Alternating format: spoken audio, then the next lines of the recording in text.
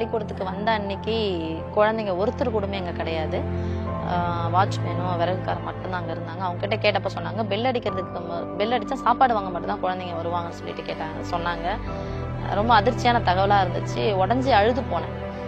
அடுத்த நாள் தலைமை ஆசிரியர் வந்தாங்க. ஒரு 3 பெண் குழந்தைகள் மட்டும்தான் பள்ளிக்கூடத்துக்கு வந்தாங்க. அந்த 3 பெண் குழந்தைகள்கிட்ட கேட்டப்போ, பள்ளிக்கூடத்துக்குலாம் யாரும் வரமாட்டாங்க, எங்கள் HMS வந்தால் நாங்கள் ஒரு 4-5 பேர் வருவோம், அவ்வளோதான்.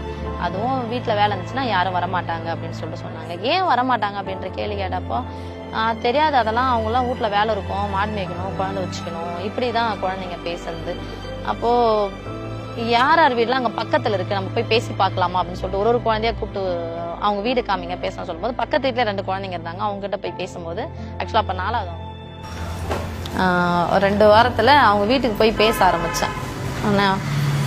என்ன புதுசாக டீச்சர்லாம் வீட்டு பக்கம்லாம் வராங்க, புது டீச்சராம்மா நீ, உனக்குன்னா மாதம் 1ஆம் தேதி ஆனால் சம்பளம் வரப்போகுது, நீ எதுக்கு வீடு கூட வர, இப்படிப்பட்ட வார்த்தைகள்.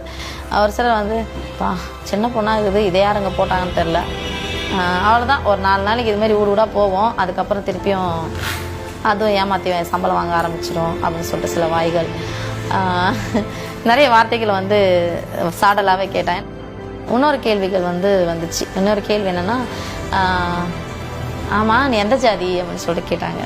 நான் அவங்கள மாதிரி தான் நானும் இருக்கிறேன், பொம்பளை தானே, மனுஷி தானே அப்படின்னா. இல்லை நீங்களாம் கீழ்நாட்டாளுங்க தான், நான் எந்த ஜாதி நீ அப்படின்னு கேட்டாங்க. நான் மனுஷி, நான் பள்ளிக்கூடத்துக்கு டீச்சராக வேலைக்கு வந்திருக்கிறேன், இங்கே பிள்ளைங்க எனக்கு வேணும், புள்ள பேர் பள்ளிக்கூடத்து அட்டனன்ஸில் இருக்குது, எனக்கு புள்ள வேணும் அப்படின்னு சொல்லி கேட்டேன். நீ புள்ள வச்சுக்குவியா, நீ மாடு மேய்ப்பியா, நீ வேலை செய்வியா, உனக்கு என்னத்துக்கு இது வேலை, போயிட்டு உக்காந்துட்டாங்க, சம்பளம் வாங்குற வேலையை பாருங்கள். இந்த வார்த்தைகள் எல்லாமே பெரியவங்கள்லேருந்து நடுத்தர வயசு வரைக்குமே என்னை கேட்டாங்க. அதனால் இவங்களுக்கு இதனோட இம்பார்ட்டன்ஸ் தெரியல, அதனால் அவங்கள குறை சொல்ல முடியாது, அவங்களுடைய அறியாமல் இருந்துகிட்டு இருக்காங்க. படிப்பினுடைய வாசமே தெரியாதவங்களுக்கு இது நல்லாயிருக்கும் அது நல்லாயிருக்கும் நான் சொல்கிறத தாண்டி வாங்க ஃபஸ்ட்டு பார்க்கலாம் அப்படின்னு சொல்லிட்டு பேசுகிறதே எனக்கு பெரிய இதுவாக இருந்துச்சு.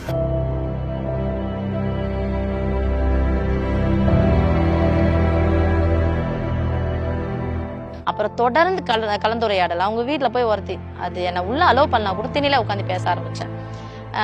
அக்கா ப்ளீஸ்க்கா, அப்புறம் தண்ணி எதனா கொடுக்குங்க, பசிக்குதுக்கா, சாப்பாடு எதனா போடுங்க. அவங்க வீட்டில் நான் ஒருத்தியாக மாறுறதுக்கான முயற்சிகளை நான் எடுத்துக்கிட்டே இருந்தேன்.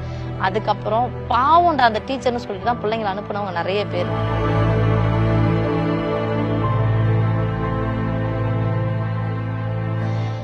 அப்போ நான் குளிக்க வச்சுட்டு அவங்கள ஃபுல்லாகவே ரெடி பண்ணிட்டு அதுக்குள்ளே முதல்ல அந்த பாவாடையை துவைக்கிறதுக்கான வேலை பார்ப்போம். பெண் குழந்தைங்க அப்படின்னு சொன்னா, ஆண் குழந்தைங்களுக்கு ஆண் குழந்தைங்களே வெக்கப்படுவாங்க ஒரு சிலர். அதெல்லாம் ஒன்றும் இல்லைடா, உங்க அம்மா மாதிரி தானே, உங்க அக்கா